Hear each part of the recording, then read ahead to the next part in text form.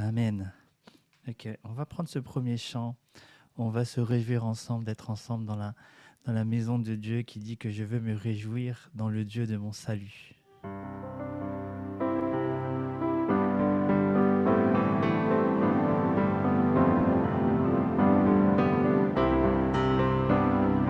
Je veux me réjouir dans le Dieu de mon salut, en Jésus mon roi.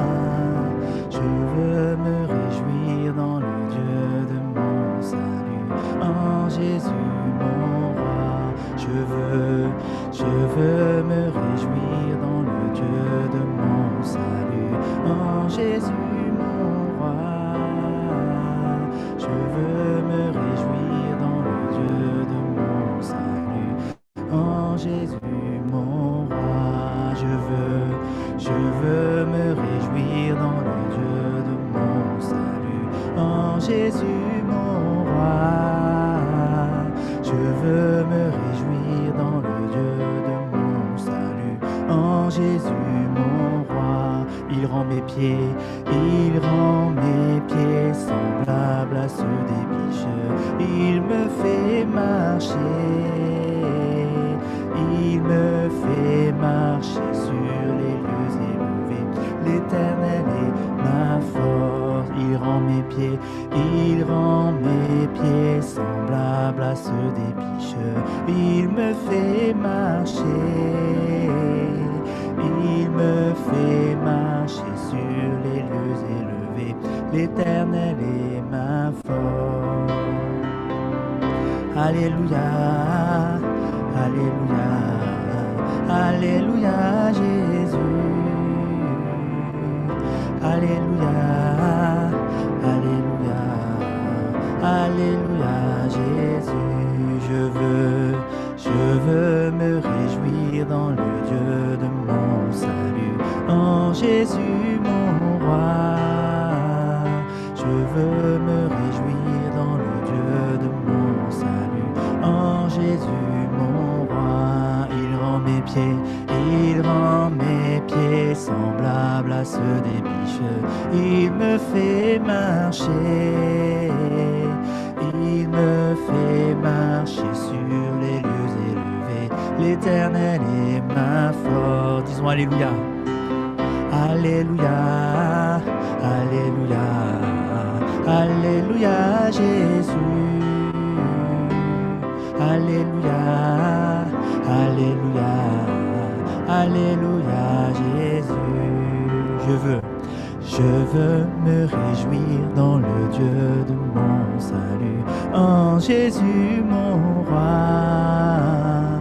Je veux me réjouir dans le Dieu de mon salut, en Jésus mon roi. Alors si tu es dans la joie ce matin, je t'invite là où tu es à acclamer le Seigneur, à lui rendre d'excellentes actions de grâce. Alléluia, amen. En tout cas, moi je suis dans la joie parce que comme on vient de chanter, il rend mes pieds semblables à ceux des biches. Voilà, donc si tu n'aimes pas tes pieds, sache que Dieu transforme tes pieds en pieds de biche, des pieds qui sautillent de joie, des pieds qui courent de joie.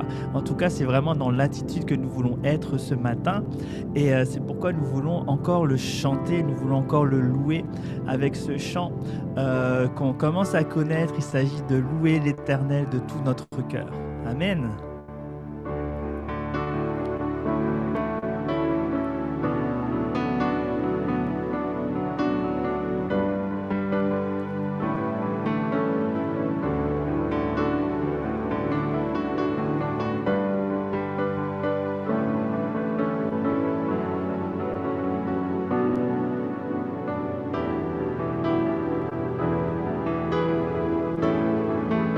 Je louerai l'Éternel. Je louerai l'Éternel de tout mon cœur. Je raconterai toutes tes merveilles. Je chanterai ton nom. Je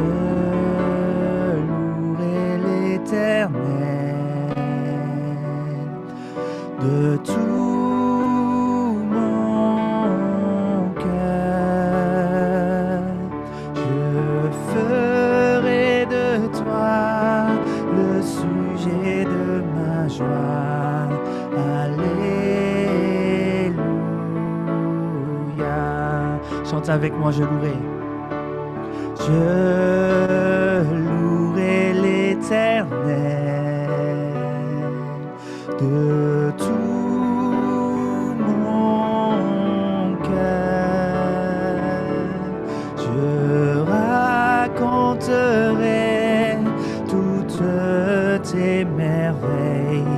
Je chanterai ton nom. Je louerai l'Éternel de tout mon cœur. Je ferai de toi le sujet de ma joie. Alléluia.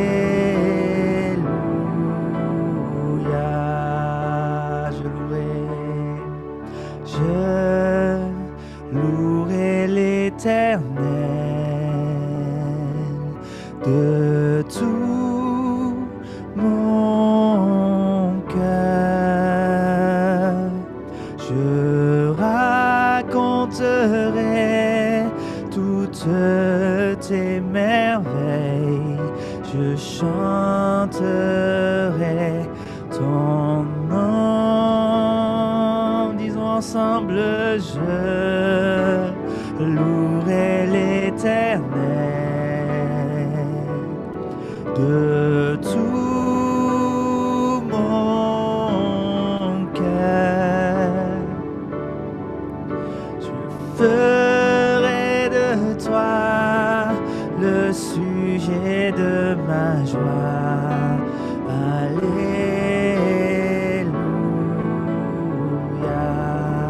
Faisons de l'Éternel le sujet de notre joie. Je ferai de toi le sujet de ma joie. Alléluia. Je me réjouis en toi. Je ferai de toi le sujet de ma joie. Alléluia. Seigneur, nous faisons de toi le sujet de notre joie. Alléluia.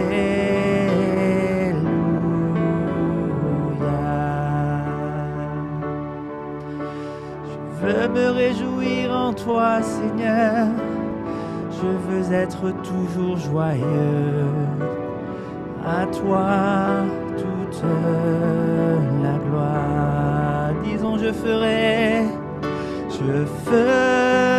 de toi le sujet de ma joie. Alléluia.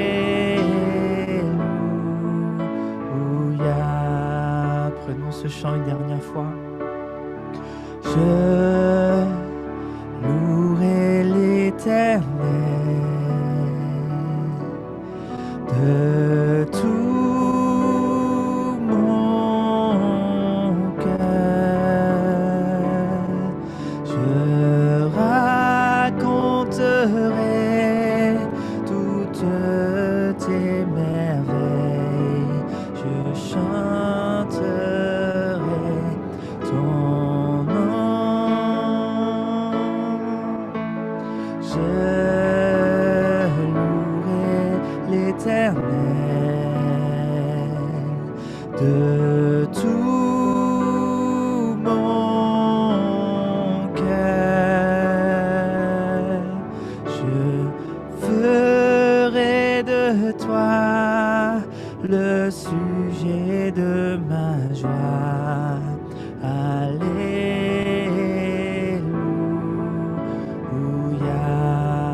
Je ferai de toi. Je ferai de toi le sujet de ma joie. Alléluia.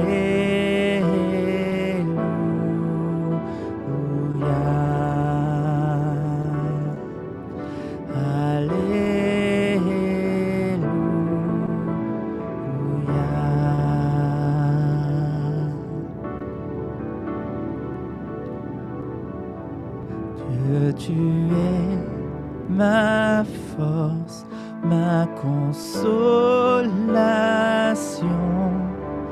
une lampe devant mes pas, ta voix triompher de l'ouragan, remporter le combat. Disons Dieu, tu es ma force. Dieu, tu es ma force, ma consolation, une lampe devant mes pas, ta voix triompher de l'ouragan, remporter le combat. Tu m'offres chaque jour, tu m'offres chaque jour ton infaillible amour, toi qui as fixé le cours des étoiles, sois mon encre, sois ma voix. Tu étends mes ailes, tu étends mes ailes pour toucher les cieux, protégé par ta main. Ta grâce m'appelle à lever les yeux et suivre ton chemin. Tu m'offres chaque jour ton infaillible amour, toi qui as fixé le cours des étoiles, sois mon encre, sois ma voile. Disons ta miséricorde, ta miséricorde coule de la croix, ton sang m'a racheté.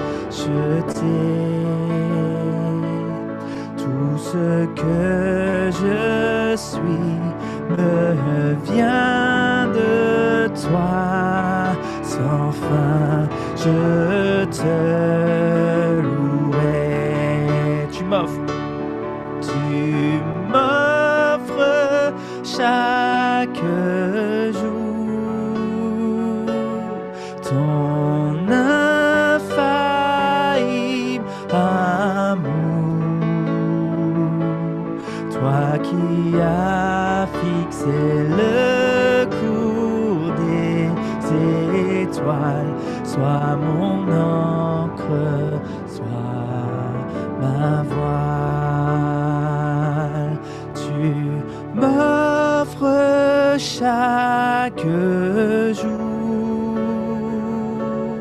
ton infaillible amour,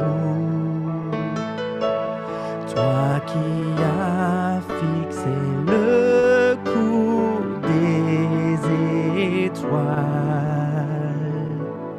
sois mon encre, sois ma voile, toi qui as fixé le cours des étoiles, sois mon encre, sois ma voile,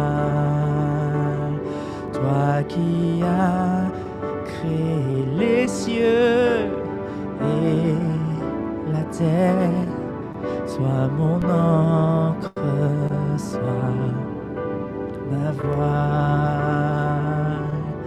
toi qui as fixé le cours des étoiles. sois mon encre, sois ma voix. Seigneur, c'est ma prière ce matin, que tu sois notre encre, celui qui nous renferme, celui qui nous permet d'être solides, d'avoir une maison bâtie sur le roc. Sois mon encre, sois ma voile. Sois mon encre, sois ma voile. Ô Seigneur, emmène-moi dans ta présence. Emmène-nous dans ta présence. Sois mon encre, sois ma voile, propulse-nous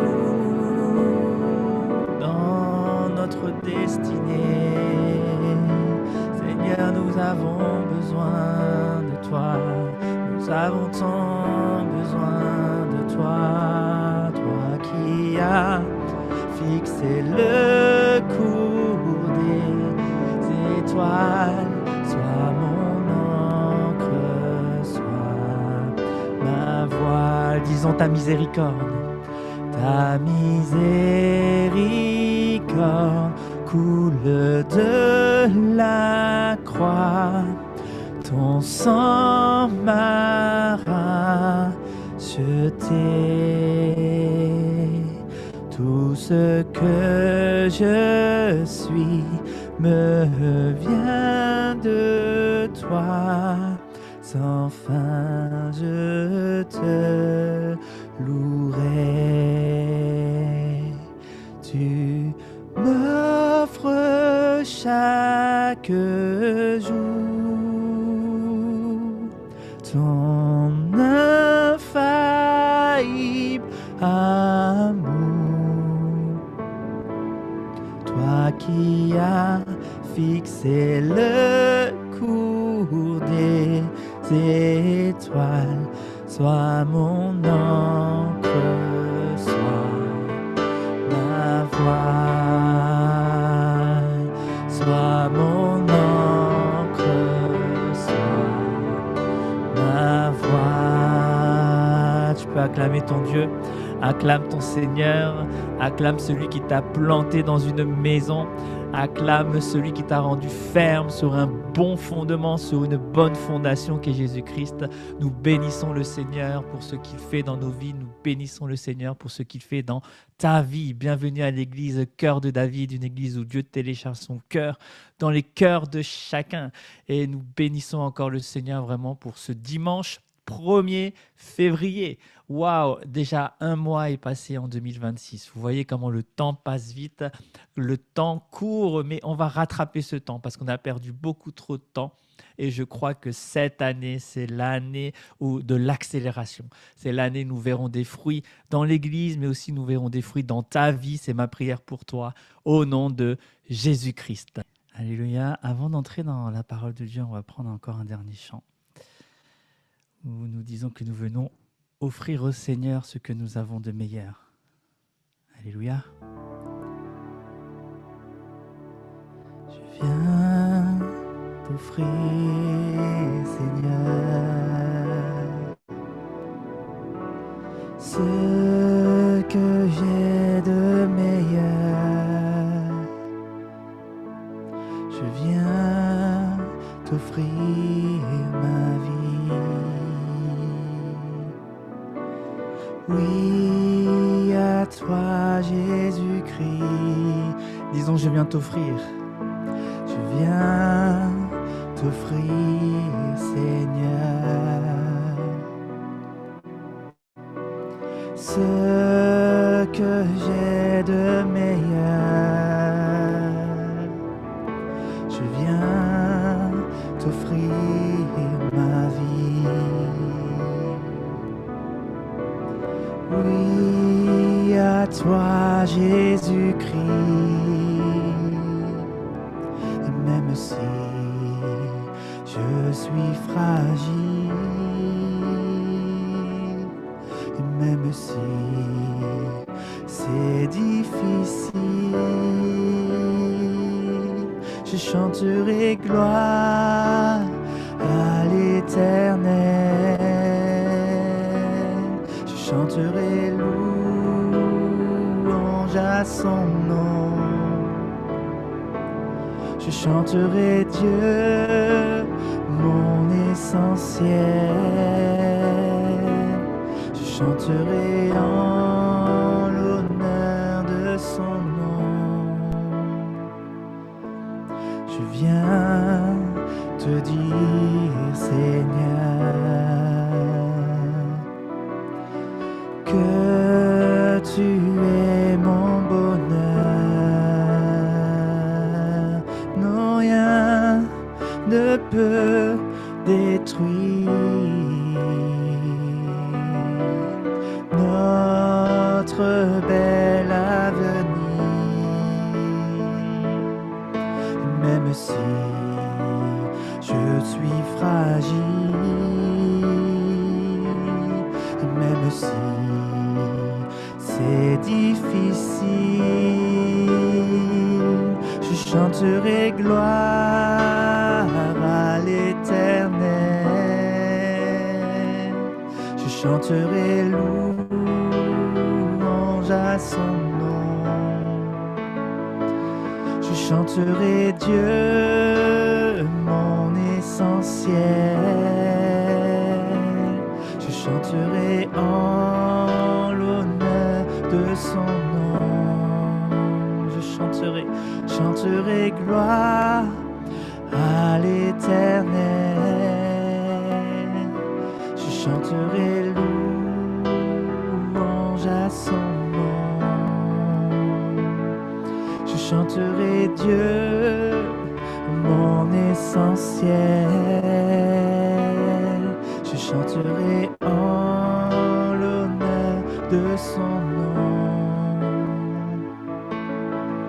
Toute ma vie, je redirai que tu as donné ta vie. Toute ma vie, je redirai que tu as payé le prix. Toute ma vie, je redirai que je ne vis que pour lui. Je chanterai gloire à l'Éternel. Je chanterai louange à son nom. Je chanterai Dieu, mon essentiel. Je chanterai en l'honneur de son nom. Je chanterai gloire à l'Éternel. Je chanterai louange à son nom. Je chanterai Dieu, mon essentiel. Je chanterai en l'honneur de son nom.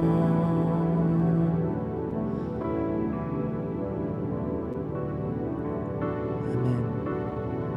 Seigneur, à toi seul appartient le règne, la puissance, la louange, la gloire, l'adoration au siècle des siècles. Au nom de Jésus. Amen. Amen. Est-ce que tu peux me donner un bon amen? Amen. Amen. Amen. Ça fait plaisir d'entendre un peu ta voix. Alléluia. Encore une fois, bienvenue à l'église Cœur de David. Nous allons entrer dans la parole de Dieu, dans la Bible, dans ce que le Seigneur veut nous amener en ce début d'année. Mais avant de commencer, j'aimerais rendre grâce à Dieu pour vos vies, mais aussi pour pour l'Église que Dieu est en train de bâtir. Parce que Dieu est en train de bâtir une Église. Et cette Église-là, si le visionnaire de cette Église ne nous avait pas envoyés pour créer cette œuvre, nous ne serions pas là ce matin. Alors je rends grâce à Dieu pour l'apôtre Ivan Castanou, l'apôtre des églises Impact Centre Chrétien, mais aussi le visionnaire des églises Cœur de David. Donc je rends grâce à Dieu pour sa vie ainsi que pour son épouse, pour toute sa famille, pour la famille Impact Centre Chrétien dans laquelle nous appartenons, les églises Cœur de David qui sont des églises d'ICC. Et nous rendons grâce à Dieu vraiment pour cette saison où il nous donne de grandir, de poser les fondations et de voir la gloire de Dieu apparaître dans son Église. Si tu es d'accord avec moi, donne-moi encore un bon Amen. Amen. Amen. Amen. Amen. Alors, en ce début d'année, Dieu nous conduit vraiment dans une direction qui est de connaître son Église. Hein, Dieu veut que nous connaissions son Église et nous avons appris ces dernières semaines à ne plus voir l'Église comme un bâtiment. L'Église, ce n'est pas un bâtiment. L'Église, c'est un corps. L'Église, c'est une famille. L'Église, c'est un lieu de croissance et d'engagement. Ça, on l'a vu ces précédentes semaines. Donc, si tu n'étais pas là, je suis désolé pour toi. Mais en tout cas, voilà, on est dans cette dynamique où Dieu nous amène à comprendre son Église. Et nous avons compris quelque chose d'essentiel, c'est que Dieu, qui nous a sauvés, il ne nous a pas sauvés pour rester des spectateurs. Il nous a sauvés pour que nous devenions des serviteurs. Hein. Dieu veut que nous le servions. Et l'Église, ce n'est pas un lieu de consommation. Hein. On avait vu la semaine dernière que l'Église, ce n'est pas un buffet à volonté, mais et ce n'est pas non plus juste un rendez-vous du dimanche. D'accord? Ce n'est pas un endroit où on vient juste pour recevoir et puis on rentre chez soi. Voilà, j'ai fait mon église de la semaine. Non, c'est pas ça. L'église, c'est un lieu de croissance. C'est un endroit où on est amené à croître. C'est un lieu de transformation. C'est un lieu où chacun a sa place. C'est un lieu où des hommes et des femmes ont décidé de sortir de leur ancienne vie. C'est des hommes et des femmes qui ont été appelés à se mettre à part. Je ne sais pas si vous vous souvenez du mot église, du mot ecclésia en grec. Et ce mot ecclésia, on l'avait vu, ça signifie sortir d'eux. Hein, que les personnes qui sont appelées soient mises à part pour Dieu, qui se mettent à part de leur ancienne vie. Alléluia. Et ce matin, on va encore avancer. Ce matin, j'aimerais répondre à une question que je pense certains se posent, que beaucoup se posent. Et parfois, elles se posent cette question sans vouloir en parler, sans vouloir formuler la question. Et cette question, c'est, mais pourquoi j'ai besoin d'aller à l'église? Pourquoi je ne peux pas vivre ma foi seule, tranquillement, chez moi, avec Dieu? Je ne sais pas si vous vous êtes déjà posé cette question. Hein, que ce soit au début de ta vie chrétienne, en plein milieu de ta marche chrétienne, tu t'es peut-être déjà posé cette question. Alors, cette question-là, on a déjà commencé à y répondre ces précédentes semaines, ces précédents dimanches, mais ce matin, j'aimerais donner une réponse tout à fait biblique, une réponse qui est simple, mais qui est vraiment révélatrice, d'accord? Ça donne vraiment une révélation sur le but de l'Église. Et tu as besoin de savoir d'une église parce que tu as besoin de venir à l'église parce que Dieu ne t'a jamais appelé à marcher seul. La vérité, c'est que Dieu ne t'a jamais appelé à marcher seul. Il t'a appelé à marcher en troupeau. Il t'a appelé à faire partie d'un troupeau, c'est-à-dire à vivre dans une bergerie. C'est pourquoi le titre de mon message ce matin, c'est «L'Église, ma bergerie». L'Église, ma bergerie. La Bible parle de berger, de troupeau et de bergerie. Et quand on parle de berger, je ne sais pas toi, mais quand on parle de berger, certains pensent à un homme avec une barbe, avec un gilet en poil de bête et un bâton. D'autres pensent au bâton du berger, du saucisson. D'autres pensent au pasteur, justement. Et ben, quand on parle de berger, moi, je vois tout de suite l'image d'un pâturage. Je vois tout de suite l'image d'un troupeau dans ce pâturage, avec un berger à la tête de ce troupeau-là. Et à côté, on voit les dangers dans cet environnement, mais aussi un lieu de sécurité qu'on appelle la bergerie. Et la Bible, elle utilise très souvent cette image de bergerie, de berger, pour parler de Dieu. Et tu connais ce psaume connu, psaume chapitre 23, verset 1, qui dit « L'Éternel est mon berger, je ne manquerai de rien. L'Éternel est mon berger, je ne manquerai de rien. » Psaume chapitre 23, verset 1. Quand Jésus demande à Pierre aussi, m'aimes-tu? Et Pierre, il dit, oui, je t'aime. Alors Jésus lui dit, paie mes brebis. C'est pareil, on parle de brebis, on parle de paître, on parle de berger. Donc vous voyez, le contexte, le contexte de la bergerie, elle est dans la Bible. Et l'Église, en fait, c'est la bergerie de Dieu. Et Dieu a plusieurs bergeries, mais il a un seul troupeau sous son autorité. Est-ce que tu me suis? Dieu a plusieurs bergeries, mais Dieu a un seul troupeau. Jean chapitre 10, verset 16 nous dit « J'ai encore d'autres brebis qui ne sont pas de cette bergerie. Celles-là, il faut que je les amène. » Donc, il a des brebis éparpillées n'importe où qui n'appartiennent pas encore à une bergerie. Et ces brebis-là, ces personnes-là, il faut que je les amène dans une bergerie. Amen. Donc, l'Église, avec un grand E, c'est le troupeau de Dieu. Quand on parle de l'Église, troupeau de Dieu, c'est l'Église avec un grand E. Et l'Église a plusieurs bergeries qu'on appelle Église petit E. Est-ce que tu me suis? Les églises petit E, ce sont les bergeries qui appartiennent à l'Église grand E, qui est le troupeau de Dieu. Amen. Donc, une brebis a besoin d'un troupeau, a besoin d'être dans une bergerie. Et mon deuxième point, c'est que la brebis, quand elle est seule, c'est une brebis qui est en danger. On en a déjà beaucoup parlé. La brebis, tu sais, l'animal brebis, ce n'est pas un prédateur. C'est un animal qui mange de l'herbe. Un animal qu'on dit que c'est un herbivore. Ah, on refait encore un peu de SVT. De herbivore, un animal herbivore. Certains humains sont aussi herbivores. On les appelle les végétariens. mais la brebis, elle, c'est un animal qui est herbivore. La brebis, elle ne chasse pas. La brebis, elle ne se défend pas seule. La brebis, en fait, elle est vulnérable. Elle se perd facilement.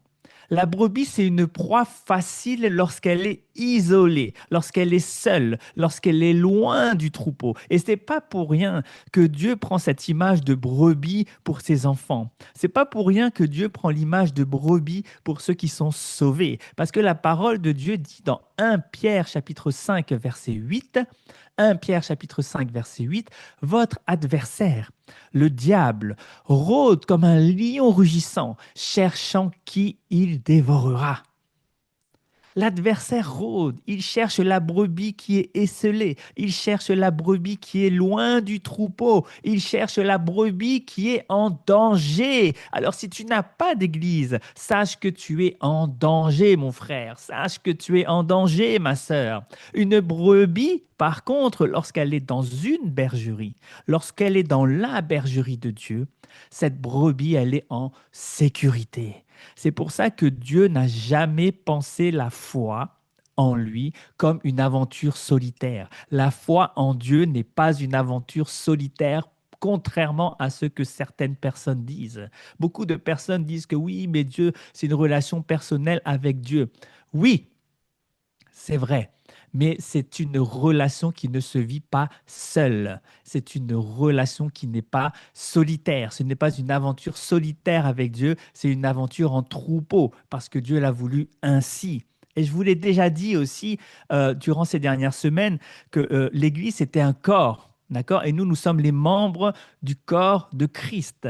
Et un membre qui est détaché du corps, c'est ce qu'on appelle un membre qui est amputé. Un membre amputé. Et lorsqu'un membre est amputé, le sang ne circule plus dans ce membre. Et sans circulation de sang dans le membre, il va dessécher, il va mourir. Et de la même manière, le croyant qui est isolé, le croyant qui n'est pas attaché au corps de Christ, qui n'est pas attaché avec les autres membres du corps, il va perdre la communion, il va perdre la force, il va s'affaiblir spirituellement et il va finir par s'éteindre. Mais je prie que cela ne soit pas ton partage au nom de Jésus. Et si tu fais partie de ce corps qui est amputé, je prie que Dieu vienne te greffer à une bergerie. Si tu as du mal à trouver une église, si tu ne sais pas dans quelle église appartenir, je prie que Dieu te révèle la bergerie dans laquelle tu dois être au nom puissant de Jésus-Christ. Amen. Et mon troisième point, dans la bergerie, il y a un berger, ce qu'on appelle le berger. Le berger, qu'est-ce qu'il fait? Il donne sa vie pour ses brebis. Jean chapitre 10, verset 11. Jean chapitre 10, verset 11 nous dit ceci: le bon berger donne sa vie pour ses brebis. Le bon berger donne sa vie pour ses brebis.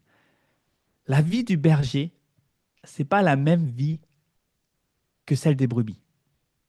Je m'explique. Le berger, lui, il va veiller pendant que les brebis se reposent. Le berger, lui, il va affronter les dangers pour protéger le troupeau. Ce n'est pas le troupeau qui va protéger le berger, non. Alors, j'aimerais te rassurer ce matin. Dieu m'a établi berger de cœur de David. Et ce que je vous donne en nourriture, ce que je vous donne de moi, de mon temps, c'est ce que j'ai reçu. D'accord? Et je vous le donne pour votre sécurité. Je prie vraiment que vous soyez en sécurité. Je prie que les brebis de Dieu soient en sécurité pour que vous puissiez vivre votre relation avec Dieu, vivre pleinement une relation avec Dieu sans crainte, que vous soyez sortis de la crainte, de la peur, mais que vous soyez dans la joie, que vous soyez dans la paix, que vous soyez dans la maturité spirituelle. C'est mon soupir pour vous.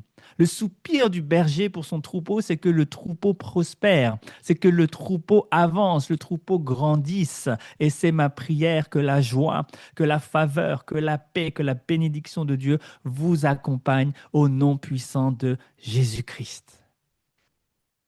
Et la brebis, lorsqu'elle entend la voix du berger, elle l'écoute. Jean chapitre 10, verset 27. Jean chapitre 10, verset 27 nous dit « Mes brebis entendent ma voix, je les connais et elles me suivent.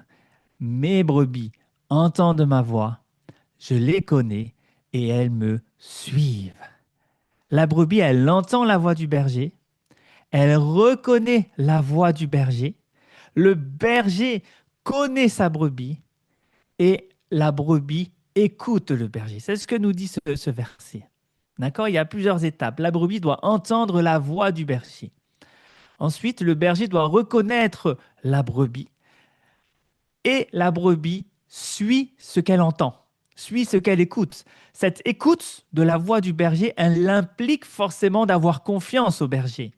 Une brebis qui n'a pas confiance au berger, elle ne va pas écouter et c'est tout à fait normal. Et cette confiance-là, lorsque la brebis elle a confiance au berger, cela va produire de l'obéissance. Lorsque la brebis commence à avoir confiance en son berger, la brebis va commencer à être obéissante. Ça ne doit pas être une obéissance forcée, mais c'est une obéissance qui est basée sur le fait qu'elle se sente en sécurité, parce qu'elle sait que le berger sait où me conduire. Le berger sait où est-ce qu'il va me conduire. C'est pour ça que la brebis va commencer à écouter. Et Dieu, lui, il prend soin de ses brebis par des autorités. C'est-à-dire qu'il a mis en place des autorités pour prendre soin de ses brebis. Éphésiens chapitre 4, verset 11 nous dit que Dieu a donné les uns comme apôtres, les autres comme prophètes, évangélistes, pasteurs et docteurs. Et le mot pasteur ici, c'est le mot poimen. Je ne sais pas si ça parle à quelqu'un. Le mot poimen en grec. Le mot pasteur ici, c'est le mot poimen et ce mot pasteur-là, il signifie berger. Un pasteur, c'est un berger. Dieu fonctionne avec l'autorité. Il fonctionne toujours avec l'autorité. Lui-même, son fonctionnement, c'est avec autorité. Il a l'autorité sur les anges, il a l'autorité dans son royaume, il a aussi l'autorité dans le reflet de son royaume qui est la terre. Il a autorité sur toute chose. Il fonctionne avec des autorités. C'est comme ça qu'il a mis en place le fonctionnement de la vie. D'accord? Et c'est pas une question de domination. C'est pas que il faut qu'il y ait des dominations sur les gens. Non, c'est plus l'autorité, c'est plus un fonctionnement, une protection. Et ce matin, je ne suis pas en train de te dire, ah, je suis ton autorité. Je ne suis pas en train de te dire, je suis ta domination. Non, je veux juste que tu comprennes comment Dieu a pensé l'Église. Dieu fonctionne comme ça. Comment Dieu a décidé de prendre soin de ses brebis. Il a décidé de mettre des autorités sur son troupeau. C'est comme ça que Dieu fonctionne. C'est comme ça que Dieu a toujours fonctionné. Et c'est comme ça qu'il fonctionnera encore, parce que Dieu est le même hier, aujourd'hui et éternellement. Et lorsque Dieu met en place des autorités, Dieu parle à l'autorité. Dieu parle à un homme pour le bien commun. Il parle à un homme pour l'Église. Dans la Bible, quand tu regardes, quand tu lis ta Bible, parce que je sais que tu lis ta Bible, et quand tu lis ta Bible, tu vois que Dieu, il a toujours fonctionné ainsi. Hein, quand il a sauvé son peuple, il a parlé à Moïse pour conduire son peuple hors d'Égypte. Mais il a parlé à Moïse. Il a parlé à David pour que David dirige Israël. Il a parlé à Paul, il a parlé à Pierre, il a parlé à Isaac, il a parlé à Jacob. Il parle à un homme pour bénir des générations, pour bénir son peuple, pour bénir ses brebis. Exode chapitre 33, verset 11. Exode 33, verset 11 nous dit que l'Éternel parlait à Moïse face à face comme un homme parle à son ami. Dieu n'a pas donné les instructions à tout son peuple. Il a donné ses instructions à un homme pour le bien de son peuple. Est-ce que tu me suis? Dieu n'a pas donné les instructions à tout le monde. Il a donné à un seul homme pour toute l'Église. Attention. Ah, attention. Dis avec moi, attention. Attention, ça ne signifie pas que Dieu ne te parle pas directement et que Dieu va toujours passer par un homme pour te parler. Non, ce n'est pas ce que j'ai dit. Au contraire, Dieu, lorsqu'il veut te parler, il va toujours te parler en premier. Pourquoi? Parce qu'il veut une relation personnelle avec toi. Ce que je dis, c'est que Dieu va utiliser l'homme pour confirmer, pour éclairer, pour affermir ce qu'il t'a dit, en passant justement par ceux qu'il a établis, pasteurs, apôtres, prophètes, etc., par d'autres hommes. La vérité, c'est que la prophétie, c'est pas une substitution, c'est-à-dire que c'est pas juste Dieu qui te parle. En fait, la prophétie, c'est une confirmation de Dieu sur ce que tu as demandé à Dieu. Je m'explique. Lorsqu'une prophétie t'est donnée, lorsque tu entends une prophétie sur ta vie ou autre, ce n'est pas Dieu qui veut juste te dire quelque chose. En fait, c'est Dieu qui répond à la soif de ton cœur. C'est-à-dire que Dieu, il va répondre à la soif de le connaître davantage. Il va te répondre à ta soif de le connaître davantage. Il va te répondre à ta soif de faire sa volonté, ta soif d'avancer, ta soif de grandir. Et la prophétie, elle vient alors comme une réponse d'amour de Dieu à un cœur qui le cherche sincèrement. Donc, quand tu as un cœur sincère, quand tu as un cœur qui cherche Dieu, quand tu as un cœur qui cherche à faire sa volonté, Dieu va vouloir te parler directement. Mais des fois, Dieu va utiliser un homme pour confirmer ce que ton cœur cherche, pour confirmer ce que ton cœur désire. Et tu vas comprendre dans la suite de mon message où est-ce que je veux en venir. Parce que tu dois rejoindre une église, c'est-à-dire que tu dois te rattacher à une église. Et quand tu rejoins une église, tu te rattaches à une vision d'église. Je m'explique. Cœur de David, l'église Cœur de David, c'est une instruction que l'apôtre Ivan a reçue de Dieu. D'accord? C'est une vision que Dieu a donnée à l'apôtre pour ouvrir Cœur de David. Et nous avons été envoyés mon épouse et moi, pour établir cette œuvre, pour créer cette œuvre, pour commencer cette œuvre, afin d'accomplir ce que Dieu a déposé dans le cœur de l'apôtre. OK? Donc, nous, ce qu'on a fait, c'est qu'on a rejoint l'Église, on a rejoint la vision. Lorsque nous avons rejoint l'Église, nous avons rejoint la vision de l'Église. Ça signifie quoi? Ça signifie que tu peux avoir ta propre vision. Tu peux avoir ta propre vision de l'Église. Tu peux avoir ton propre fardeau, ta propre soif. Mais si cette soif-là, si cette vision-là, elle est alignée avec celle de l'Église, alors tu dois t'associer à l'Église. Tu dois construire avec l'Église. Tu ne marches pas en indépendant en disant Dieu me parle, je veux faire ce que je veux. Dieu me parle, il m'a dit d'aller toucher les nations, alors je vais créer mon Église pour toucher les nations. Vous savez, nous avons à cœur de toucher les nations. Nous avons à cœur de toucher les âmes. Nous avons à cœur de faire grandir, d'affermir les âmes. Et nous avons vu que la vision à cœur de David, ça matchait avec notre vision à nous. Alors nous nous sommes mis à servir. Nous nous sommes impliqués dans la vision de l'Église. Est-ce que vous me suivez? Commencer une nouvelle œuvre comme cœur de David, c'était absolument pas dans nos plans. Hein, nous, mon épouse et moi, c'était pas dans. Il faut absolument qu'on ait une autre église, que je sois pasteur principal, que nous soyons le couple pastoral, une église à notre image, etc. Non. Si nous sommes là aujourd'hui, c'est parce que nous avons perçu le soupir de mon père spirituel. Mon épouse et moi avons perçu le soupir de notre Père spirituel qui était ce désir profond de voir la volonté de Dieu s'accomplir dans les vies. Et alors, nous nous sommes associés à ce soupir-là. Et lorsque nous nous sommes associés à ce soupir-là, c'est là que l'apôtre reçoit des choses pour confirmer la prophétie qui était sur nous, pour répondre à notre soif qui était de faire la volonté de Dieu. Et c'est ainsi qu'est née l'œuvre Cœur de David.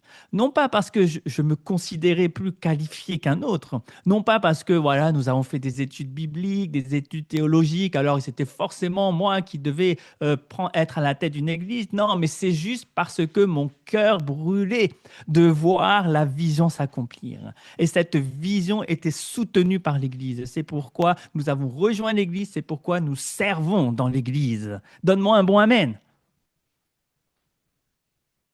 Amen. Et le cœur de Dieu, c'est la vision de cœur de David.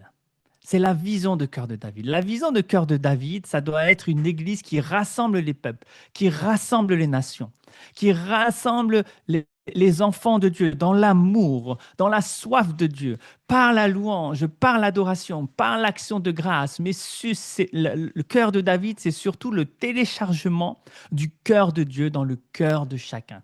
Actes chapitre 13, verset 22 nous dit « J'ai trouvé David, fils d'Isaïe, homme selon mon cœur. » Et c'est ça la vision de l'Église Cœur de David. Nous soupirons à ce que nous soyons des hommes et des femmes selon le cœur de Dieu.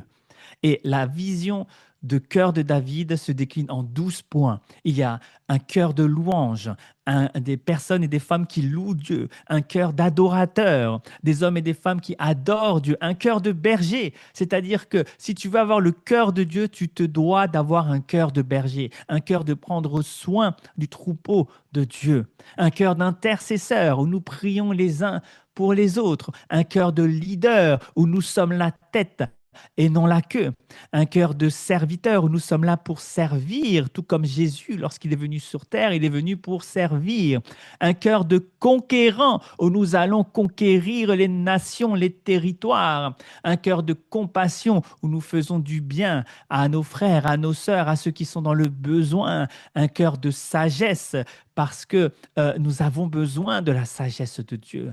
Un cœur d'unité, là où Dieu rassemble ses enfants dans l'unité du Saint-Esprit. Et enfin, c'est le cœur de Dieu que nous soupirons. Nous soupirons après le cœur de Dieu. C'est notre but, c'est le but de cœur de David, des vies transformées, des disciples et non pas juste une foule, non pas juste un groupe qui croit en Dieu et qui n'a pas d'impact dans son environnement.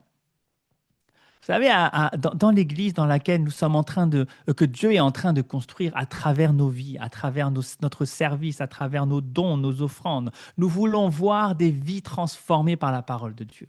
Nous voulons voir des vies transformées, des personnes qui sont guéries, des rêves que Dieu a mis dans les cœurs s'accomplir dans nos vies à chacun. Nous voulons que la volonté de Dieu se manifeste. Nous voulons des disciples à la ressemblance de Christ, plutôt que juste une multitude qui suit un pasteur, un pasteur showman, mais dont aucune multitude, aucune personne ne ressemble à Christ. Ce n'est pas ça que nous voulons. Non, nous voulons des personnes qui ressemblent à Christ, à cœur de David. Dans Éphésiens chapitre 4, verset 13, Éphésiens chapitre 4, verset 13, il est écrit « Jusqu'à ce que nous parvenions tous à l'unité de la foi et à la stature parfaite de Christ. Je prie que cœur de David persévère jusqu'à ce que nous parvenions tous, sans exception, à l'unité de la foi et à la stature parfaite de Christ. Et je déclare qu'on verra Christ à travers ta vie au nom puissant de Jésus-Christ. Alléluia. Et je vais conclure sur ça. C'est que l'Église, c'est une bergerie. L'Église, c'est ma bergerie. L'Église, bien aimé, ce n'est pas une obligation religieuse.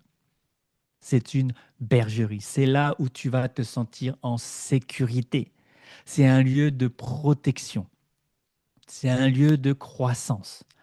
C'est un lieu de soin. C'est un lieu de service. C'est un lieu de transformation. Peut-être que tu vis des situations compliquées, peut-être que tu te sens attaqué, peut-être que tu ne comprends pas pourquoi il y a des choses qui se passent dans ta vie. Peut-être que, en fait, tu ne fais pas partie de l'Église. Peut-être qu'en fait, tu ne fais partie d'aucune bergerie. Tu es un peu indépendant. Et c'est là que je vais te choquer. Ce n'est pas parce que tu viens à l'Église chaque dimanche que tu es membre de l'Église. Ce n'est pas parce que tu donnes de tes dons dans une église que tu es membre de cette église. Tu es membre d'une bergerie, tu es membre d'une église lorsque tu adhères à la vision de l'église.